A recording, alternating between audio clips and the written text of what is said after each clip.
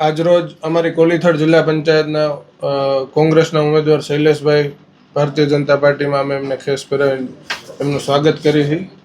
અને કાયમી આ વિસ્તારના કોઈ પણ પ્રશ્નમાં એમને જરૂર હોય કે વિસ્તારને જરૂર હોય ત્યારે અમે હંમેશા આગળ રહીને તત્પર્યા છીએ લોકોનો પ્રશ્નોનું નિરાકરણ લાવવા માટે.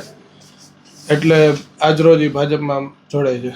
ધાપ ધમકીને આવો બધો પ્રશ્ન મારી જ્યારે ગોંડલમાં 22 તાલુકા પંચાયતમાંથી અમારી રીબડા કે દાડિયા સીટ એક તાલુકા પંચાયત બિનહરીફ કરી હતી ત્યારે બીજી પાર્ટીના લોકો એવું કહેતા હતા ધાપ ધમકી આપે છે ને એક રેકોર્ડિંગ મેં મીડિયામાં સાંભળ્યું હતું જે મીડિયામાં કદાચ ન ખ્યાલ હોય પણ સામેવાળો એમ બોલે છે કે હું રીબથી બોલું છું દાડિયા તાલુકા પંચાયતનો ઉમેદવાર. એ કોઈ ઉમેદવાર નહોતા બોલતા અને આમ આદમી પાર્ટીનો કોઈ ઉમેદવાર નહોતો.